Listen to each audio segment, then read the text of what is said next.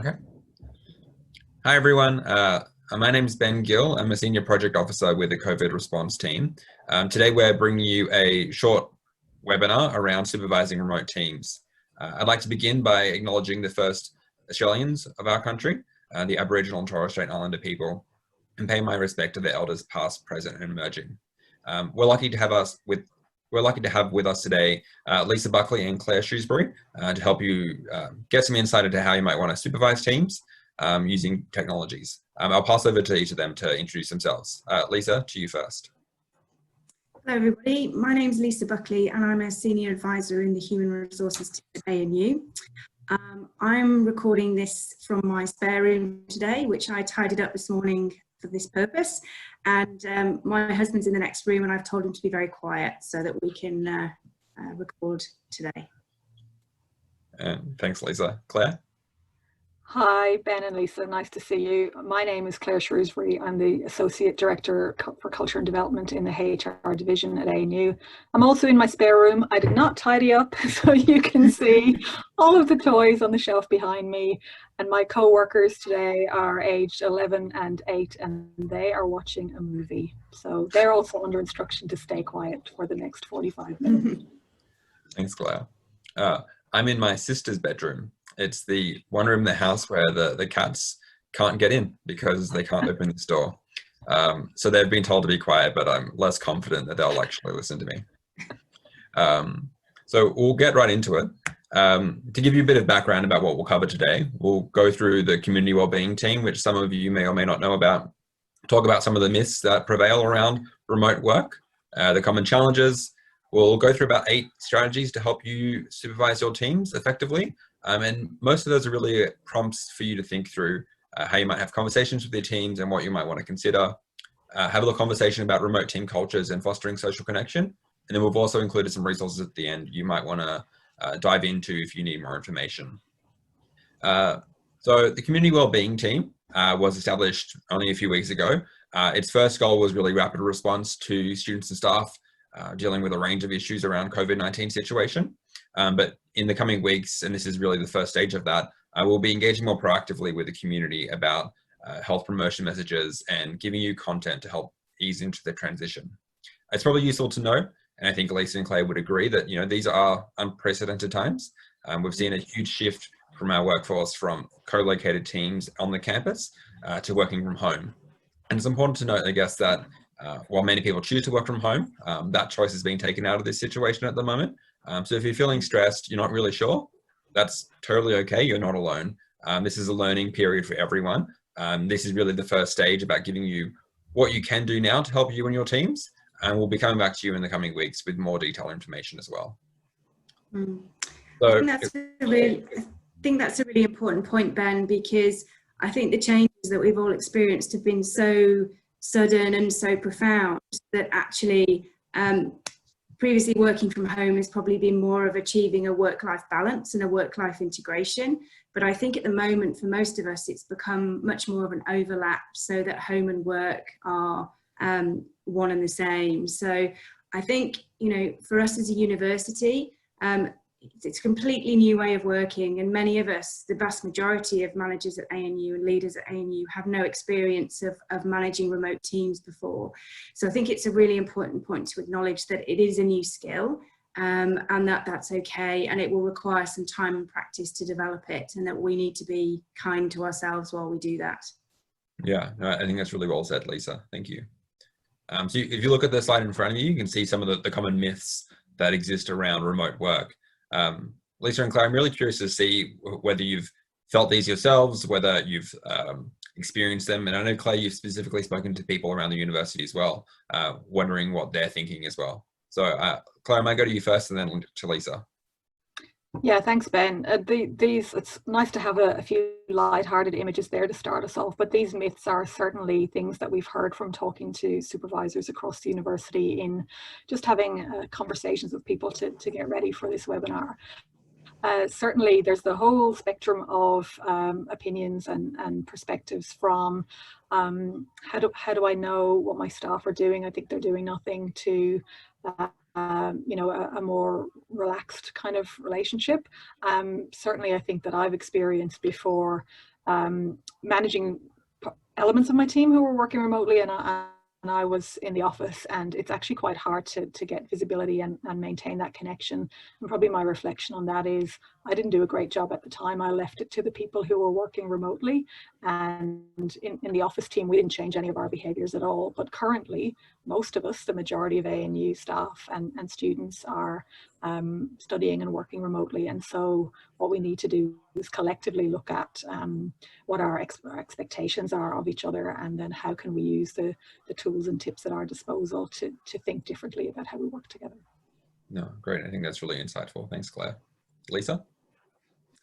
Yeah, so I've been lucky enough to work from home quite extensively in my career in different roles, and also be office based. And when I've been working from home, I've heard every single one of those quotes that you've got on the screen there, Ben.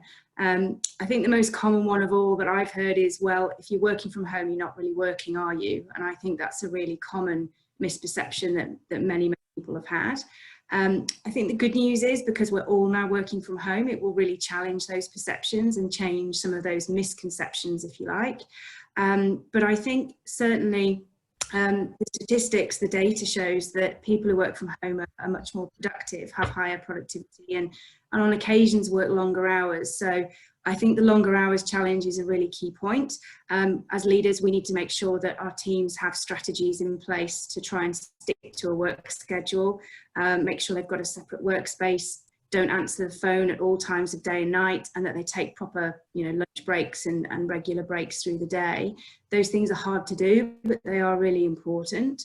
So I think my top tip for this would be for managers to talk to their teams about these myths and bust them with their teams and say, for example, you may feel under pressure to prove that you're working all the time, to be online and to be constantly available.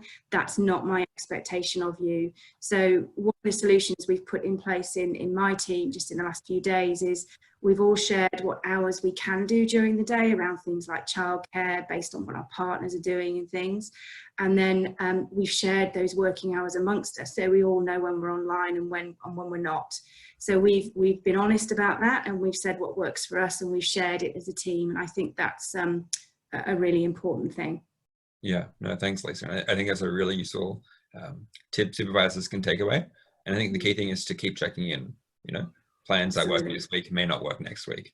And I think you'll see that's a common theme throughout a lot of the content we'll go through today, but we'll keep coming back to that as well. So I think when we think about the myths that exist around remote work, the mind then also goes to some of the challenges. So there's no doubt that remote work has its challenges, similar to a co-located team has its challenges. And so I guess, Lisa and Clay, I'm really interested in your thoughts as to what you think are the most serious, how you as supervisors have dealt with some of these, and what you're hearing from the community as well. So Lisa, I might go back to you first as well. Sure. Well, as a worker, I think the three things that I found most challenging are sort of the logistics of working from home with others. So usually when I'm at home alone, it's been planned and I've been here on my own. But now obviously we're all sharing our workspaces with our family and our children. So one of the solutions I've put in place for that, after a few initial challenges, shall we say, and in terms of how we both live in a very small apartment, and how we use the working space we do have. Schedule for the next day between us. So what conference calls have we got to do? What do we need to do? And how might we flex and fit around each other? And that's working quite well after a few issues at the beginning. The other thing I've struggled with is managing my own time, minimizing distractions. So the solution that I've made and talked to my team about is blocking diaries for deep tasks. So where we have to do something that requires a focus and a period of time, don't be afraid to block out your diary and encourage your team to do that, so that they can get the work they need to do, turn off emails, turn off interruptions, and that they have the focus that they need to do that. The other thing I've found challenging is speed and collaboration. So things that were really quick in the office because we could just pop next door and talk to each other, we can't do now. So I have to be honest, I think the solution to that for me has been just that's a fact, and not to worry about that. So in effect, just to make sure that I allow myself and my team more time to do things, and that we're just open and honest about that it just takes a little bit longer. Yeah, great. Thanks, Lisa. Claire, what are your thoughts? So some of the things that I've heard in the past couple of days from supervisors that I've checked in with is they're really missing that social interaction of, just walking across campus to a meeting and bumping into someone that you needed to have a chat with, and that's not happening now. So we need to be a lot more deliberate in the kinds of interactions that we have, and we're going to talk about that a little bit more later on. For me personally, it is that, this is week one of working from home and homeschooling at the same time. And, the importance of having that schedule and expectations with the kids and breaking up the day and keeping them engaged has certainly been something that's been different for us and challenging. So we're working through that and using our good communication skills, and everyone's trying their best. So we'll get through it, and it'll evolve over time, I'm sure. Yeah, no, and I think that's a useful approach as well, taking it day by day. As the situation evolves, all we can do is what we can do at the time.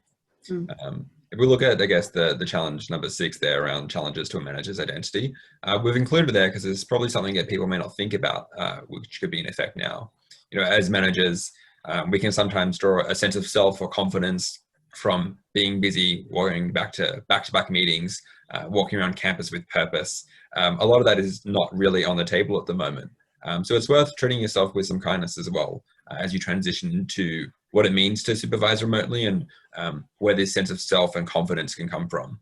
Without people around you making you feel like you're really making progress on some of your goals, it's important to, I guess, take it slowly, and I guess, as Claire was saying, take it day by day.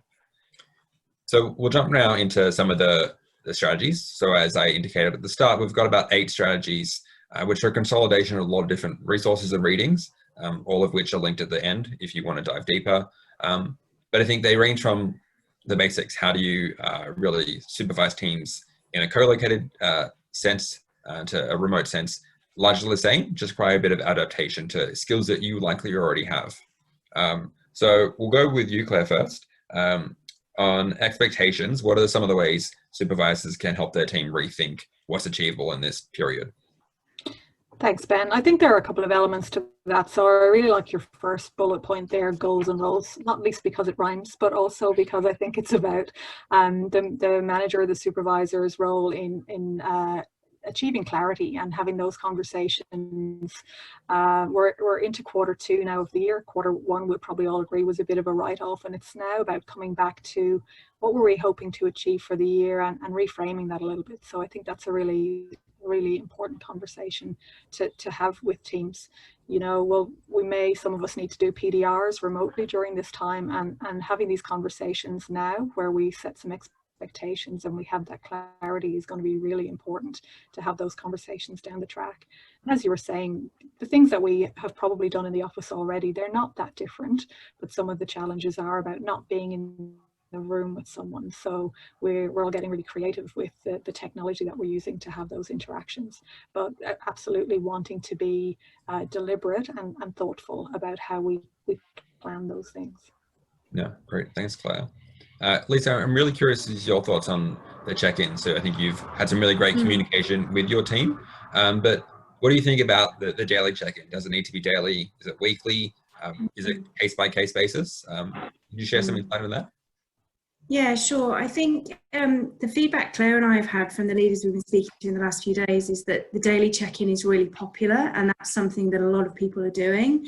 I think the key driver at the moment is because we've had so much change so quickly and it's been so unsettling, is that gives people the opportunity to do the informal stuff really well. So how's everybody going? Time for conversations about what's working, what's not, and just getting together as a team on a personal level. Having said that, I think the most important thing here is there's 2 different to those get-togethers. So I think as a leader, it's very important that you set a schedule which helps you manage your team from the point of view of, as Claire said, setting expectations, following up on outcomes, and making sure that we're actually delivering what we need to deliver in terms of the projects that we're running and the work that we have to do. So I think that's incredibly important. I think, having said that though, talk to the team about what works best, listen to them, agree with them on the understanding that it's constantly under review, and that may need to be changed as you know, priority work comes in or things progress. So I think the first round is about setting clarity on tasks and the workload that's being completed, which is really, really important in terms of consistency and structure for people at the moment. And then the second strand is making sure that everybody's okay and that we're looking after our people. So for many people, they're doing that daily. That may change, and certainly for our team, what we've committed to do as a group is I have a daily with my direct reports, but then as a whole group, we come together on a Monday and a Friday. So the Monday is about setting priorities for the week, so everybody's clear on what they're doing. And then the Friday is about checking back in and saying, okay, how did we go? What problems did we have? And what do we need to reprioritize for the following week?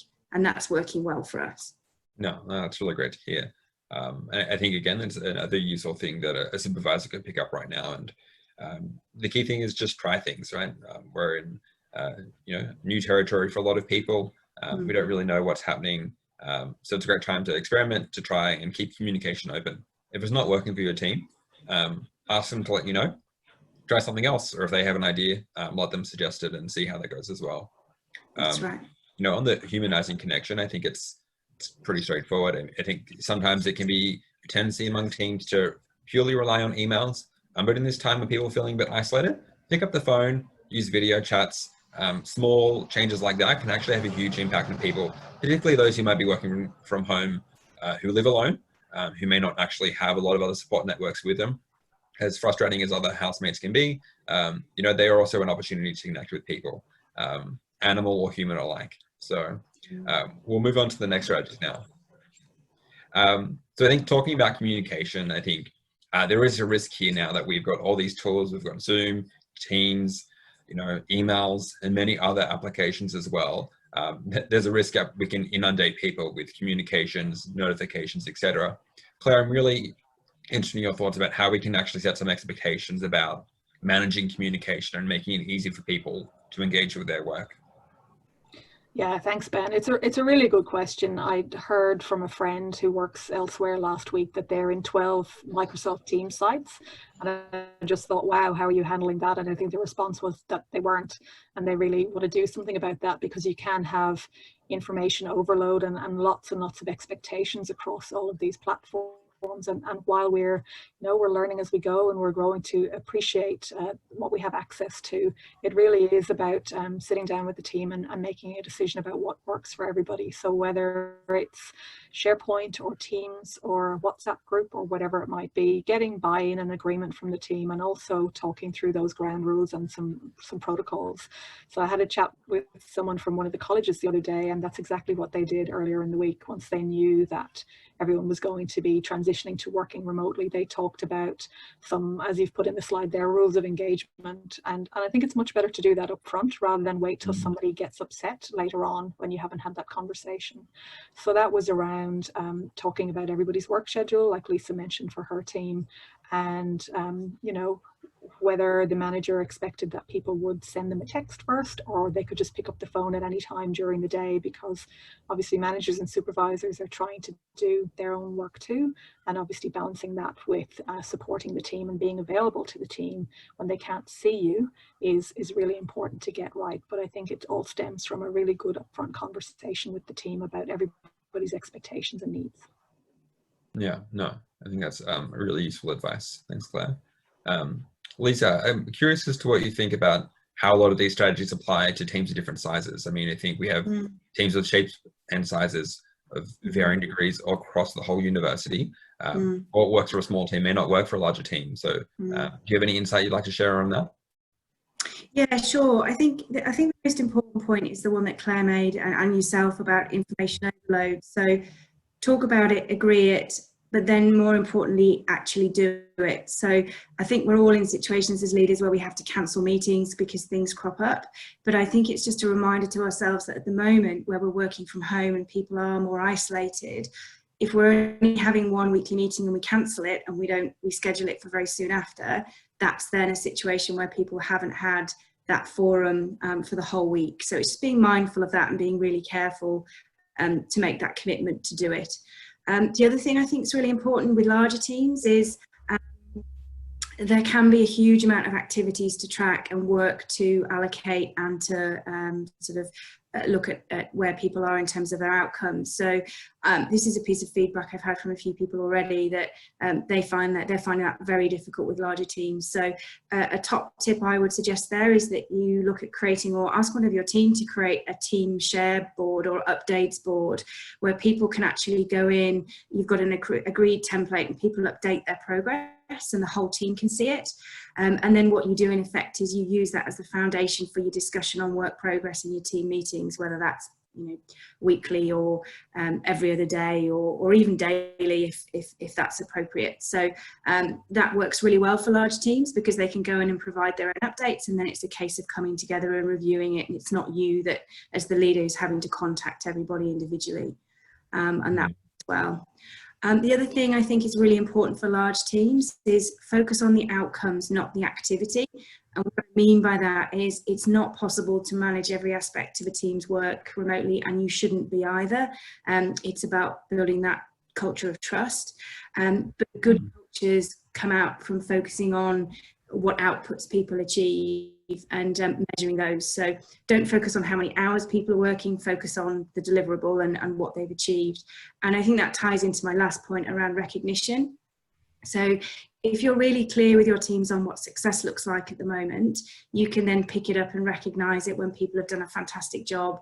Now, when we were all in the office, that was quite easy to do, but you might want to think for larger teams about creating a specific online space where people can go on and give praise to each other and thank yous to the team. And that creates a really positive workplace culture and helps with that large team dynamic as well. Yeah, no, I think celebrating wins is a really great idea. I think that could take many forms, but you know, I think as I said, I think people feeling recognized and valued for their work, that can be a huge challenge with remote work, people not really feeling connected to a broader organization. So I think whatever supervisors can do to make people feel valued is super important. So we'll go into the final two strategies we've got here. One of them is, I guess, recognizing that people are working in very different environments. I mean, I think the three of us are in very different, you know, contexts right now, but particularly people who are working from home, or people who work in share houses and potentially around a kitchen bench, you know, that's going to have an impact on what they're able to achieve, the hours they might work. So I think it's important to recognize that. But the other part is encouragement and support. So Lisa, I'll go back to you, but I'm really interested in your thoughts about how can supervisors best support their teams at this time? Yeah, I mean, I think we've talked about it a lot, haven't we? And the level of anxiety and uncertainty that people are experiencing is just unprecedented, really. So I think it's about understanding how important our role is in helping them and supporting them both as, you know, in terms of the work that they're achieving as people. So I think my first tip would be, it's really obvious, but it's a really important one. Be sort of human and be kind to yourself and each other, really. A good example I'd give is, and I've experienced this myself, and I'm sure many others have, if you're on a conference call with your team that's been agreed, or you're on Zoom and somebody's kids rocket into the room, or they start screaming or crying, just say, it's okay, don't worry, we're all doing our best, take your time to go off and deal with it and come back, it's no problem. So just giving people permission to know that, you know, we're all experiencing those challenges and it's nothing to worry about. We've made the point already, but communicate as much as you can to reduce inconsistency and uncertainty. So create routine, create certainty, and create structure with clear and consistent messaging. I think that's really important.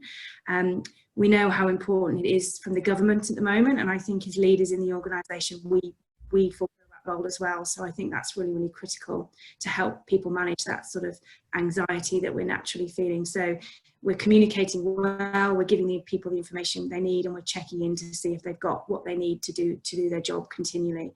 And I think the last point, and this is probably the most important one, is keep close to those people in our team who we think may be vulnerable. So if there are issues arising and we're worried about people and we think there are signs that they're not coping, address that early. Be open and honest and ask people directly if they're okay and offer them support. So we all know the importance of early intervention and support, and I think if people are struggling at the moment, there's a huge amount of resources within ANU to help them. So we've got our work environment group who have a huge amount of people and resources to help. So I think the main message for me is reach out to them, reach out to HR if you're concerned, and just check in with people and ask them directly, are you okay, and how can I help you? Yeah, no, I think that's great. Thanks, Lisa. And I think what you'll see, I guess, common throughout all of these is, as both Lisa and Claire have said, communication, and largely the skills that, it will take to manage a co-located team: empathy, communication, expectation management, clear goals and responsibilities. You will likely already do all of these things. We're adapting them. They look a bit different. We're going to try things out. But, large part of it is the same. And reaching out to people, offering support, and connecting to the broader networks in ANU is super important. So we'll move on now to remote team cultures. We won't spend a lot of time here, but I guess one of the myths was that you can't have a culture if you work remotely. We don't think that's true, and a lot of the people and teams that are entirely remote and have been since their inception don't think that's true.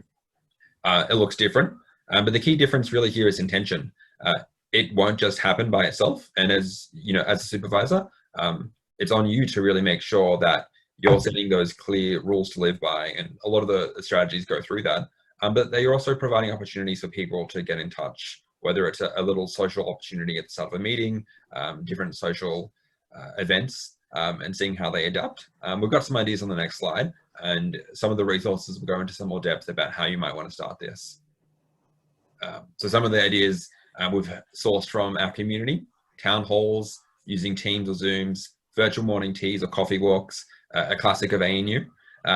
You can leave time at the beginning of meetings, or even schedule your staff to have, chats with people they may not chat to that regularly, and get them to take a screen capture of their conversation and a reflection and post it in your team.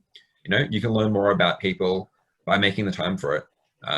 And I think if you set up a healthy system of these events and interactions over time, you'll actually see really positive results. And if you don't, reflect on it and try something different. But Claire, I know you mentioned the virtual cuppa as something that you do with your team. Really curious to see if you could tell us what that is, how it's been working, and what you've been doing. Thanks, Ben. Yeah, look, it's actually a really nice way of checking in with each other every morning. So we do it at 10:30, which would be your normal time that you probably wander to the kitchen and get your cup of tea or coffee if you were on campus. Interestingly, so we set it up for every day, and I did ask the team a couple of days ago, do you still want to do it every day? And they said yes, yeah, absolutely, they're really enjoying it. And it's quite nice to see someone's cat or dog wanders through, someone's toddler comes and sits on their knee, and I think that helps with that that social side of the interaction. And we might talk about bits and pieces of work just while we're all there together, but it's mostly about just checking in and having conversations about other things. Somebody might go and sit out in their garden while we're doing it, or whatever it might be. So really quite relaxed, but just about making sure that there are those opportunities for interaction, because I think we recognize that everybody is in different contexts at home. Some people, like you said, Ben, are in share houses, some people are with the family, some people are by themselves. And so I think it is really important to make sure that we recognize those different contexts and give people the opportunity to engage in a different way. That's not just endless Zoom meetings to talk about work, or in the email inbox all day responding to things, but it's just a bit more it's a different pace, and it is definitely encouraging, and I think this is important for supervisors to do too, encouraging people to take a break just at that morning tea time, and then sort of leading by example and engaging in that way as well. And I think engagement is really important at this time. We talked a bit before about being more changing our way of managing to be more about outcomes rather than counting the hours, especially recognizing that people have different priorities and it might not look like a standard 9 to 5. So it's just encouraging those opportunities to interact in a different way. Yeah, no, thanks, Claire. Lisa, I guess really interested in your thoughts. I mean, throughout most of this conversation, we said all the things supervisors can do, but they're going through a transition as well, and they're trying to do their jobs as well beyond supervising. So imagine trying to foster social connection can be a lot. How do you think supervisors might recruit their team to help them, and how do you think they might influence some of their staff who may be a bit skeptical of a virtual cover? Yeah, I think it's a good question. I think the main thing is to do what you would normally do, which is just to be really respectful and mindful that everybody's different. So I had a fantastic message from an old colleague of mine where I used to work yesterday, with a screenshot of a sort of happy hour that they'd had at the end of the day on a Friday. Now that's something they always used to do as a team. So whoever wanted to would go and have a drink after work and just catch up on the week. And, you know, on this occasion, everybody did it online and wore a silly hat, and they loved it. But that wouldn't be everybody's preference, I'm sure. So I think it's about saying to people, okay, let's come up with the ideas as a group and share them and come up with something that suits everybody. So I think it's also for anyone who's reluctant, just to sort of stress to them, probably privately, just in a quiet moment when you're talking to them one-to-one, how do they feel about the catch-ups and why they're important, and just what you're trying to create in terms of that connection between the team. Online catch-ups are very different for some people and they may not be comfortable. So it's about talking to those people that you think might be a bit hesitant, just one-on-one and in a sensitive way, and saying, okay, if we want to stay connected, how would it best work for you? Because they might not feel able to share that as a group. So it's just about recognising those differences and talking to your team individually and coming up with something that's good for the majority, or at least everybody. Yeah. The other thing, your point, Ben, which is critical, which is don't be afraid to try things, and if they fall a bit flat and they don't work, that's okay. Just get the feedback and ask people to come up with a new idea, or keep trying different things as well. Don't overload people, but just try it. If it didn't work, that's fine. Let's find something else. Yeah, no, I think it's a really excellent point, Lisa, and I guess for anyone who may be listening, we're really interested in what you are trying. You know, if you think you're doing something that's really great with your team, let us know. And if you did something and it just didn't work, also let us know. One of the pieces of work we're hoping to do over the next few weeks is compile a repository of ways people can engage their teams, and with some feedback about what worked, what didn't, how people might set up. There's a huge opportunity to connect supervisors across the campus who may never have met each other to share ideas. I mean, if you could be put in contact with Claire for 5 minutes and say, how do you run a virtual cover? Hugely valuable. And I think it makes you more confident that what you're doing might work for your team. So sharing and learning across your community is super important, and that's one of the roles we want to do. So if you have any ideas or feedback, you can email us at hrd.development@anu.edu.au. The email's on the slide, and they'll be made available wherever this is located at some point. So before we wrap up, I guess the last pieces of information we want to provide, something that's quite core to what you'll be doing for the next few months, running virtual meetings, and ideally running great virtual meetings. You know, I think the basic guidance across the 8 steps we've got for you, or 8 tips, is it's largely the same.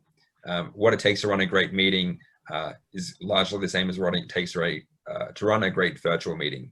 Clear objectives, pre-meeting materials, expectations. There are some technology specific things you need to be mindful of, so read through these at your leisure. But who will I go to first? I will go to Lisa. Lisa, interested in your thoughts on what it takes to run great virtual meetings, and if there's anything from this list on the screen in front of you that you think really stands out and is important for supervisors to take note of. Yeah, sure. So my first point is a very common one, but I'm constantly amazed by how many meetings I still attend where there's not a clear purpose stated of the meeting, so not a clear outcome, and no clear agenda to deliver on that outcome. So that's my first point, which is we know that's good practice, but often we don't do it.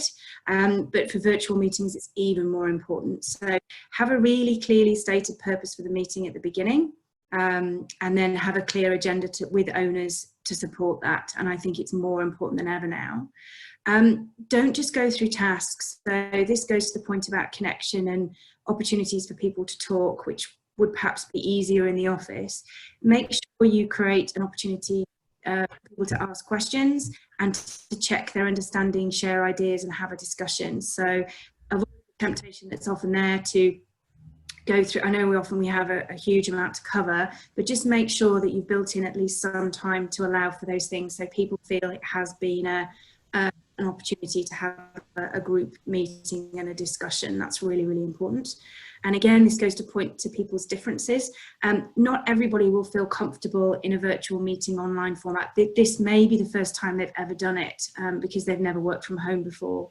So think about ways, creative ways you can get people before the meeting. So a really good tip is, if you've got something that you want to talk about that requires a bit of time to think, or may even be a bit contentious, get a quick question or survey out to your team before the meeting and give them time to put their thoughts and input into you before. So in effect, what you're doing is you're collating that and then talking through everybody's views. And that way it's very inclusive, and it gives those people who may not feel as able to come in online and talk, or find that difficult, the opportunity to contribute.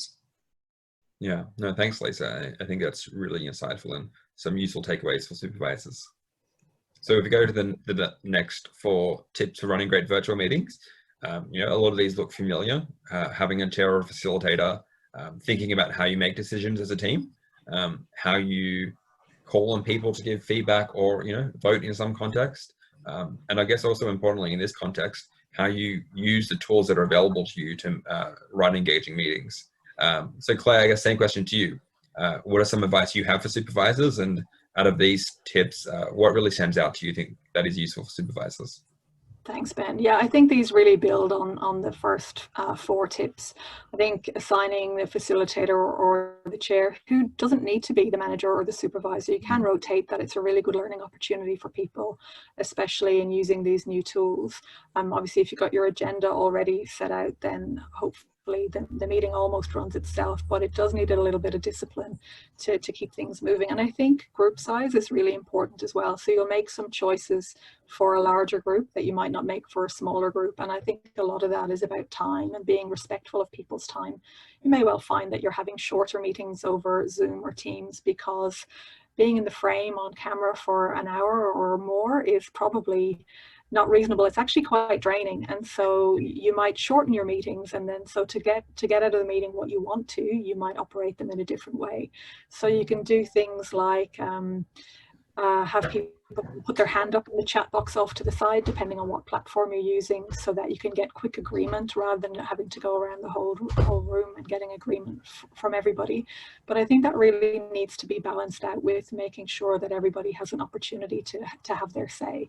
That's certainly more achievable, I think, in a smaller group, and people will probably have their rules of engagement about cameras on, cameras off, depending on bandwidth and all of those variables. But it is a matter of considering, like Lisa was saying, what are we trying to achieve in this meeting? Is it really a meeting? We've probably seen those memes. Oh, that meeting really could have been an email. So making good choices about how to engage and for what purpose, and being really clear about that. And then also being mindful of the group size in the choice that we make about what tools we want to use. Great, no, thanks, Claire.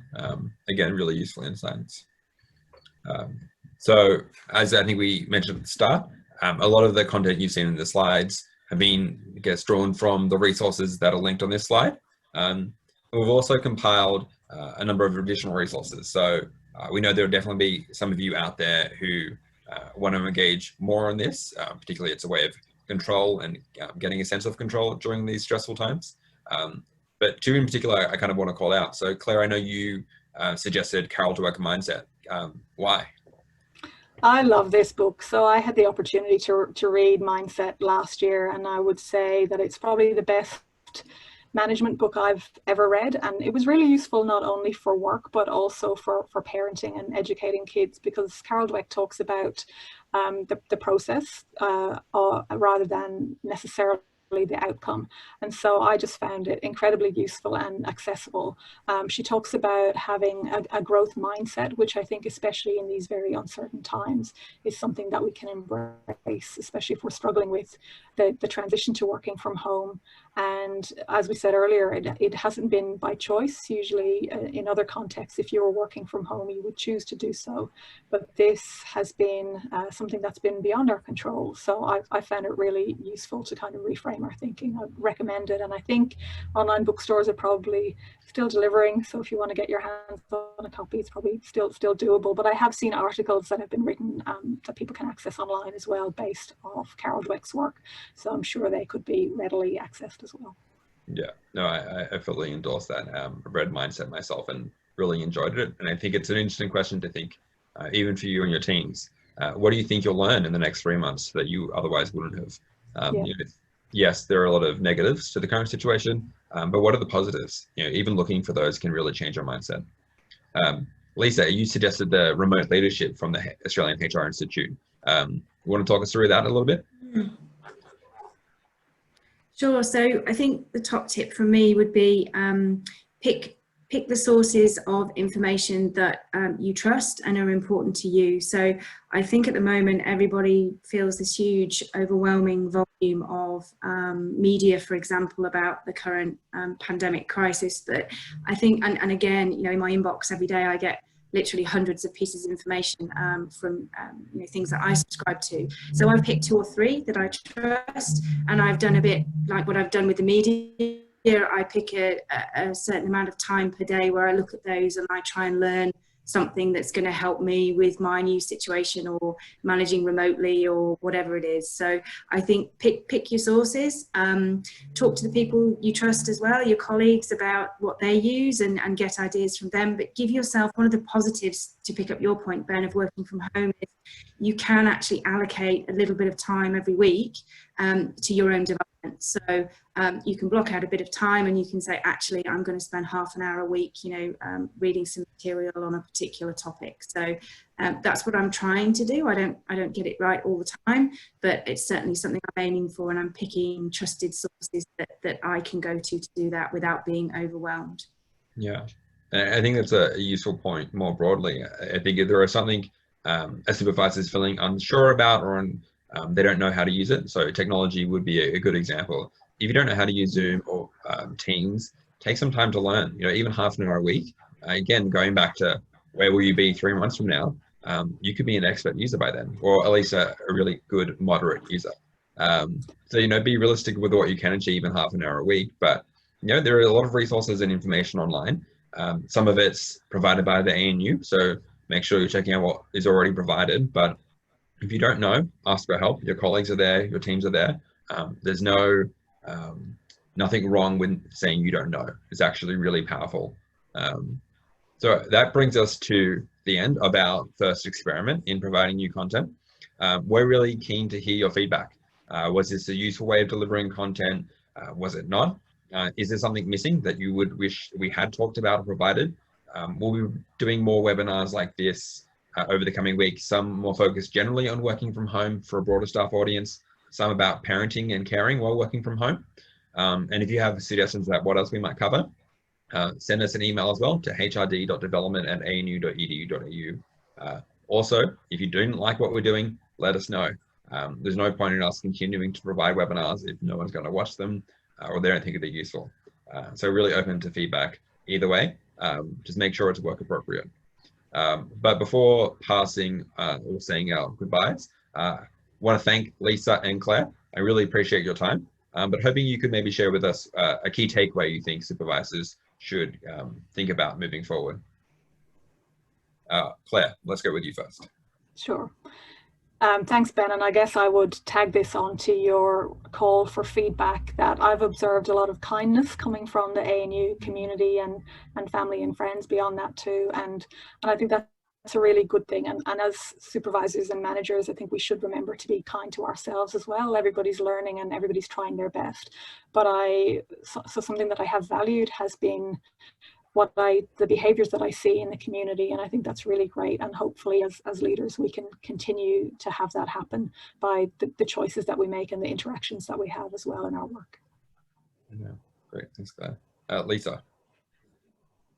Yeah, so I think for me it's about acknowledging the huge change that we've had in the last couple of weeks and the anxiety that that's brought, but that we will come out the other side and it will pass. I think whilst we do that though, I think the most important thing for us as leaders is just to be, as Claire said, human with people as we go through it, ourselves and each other.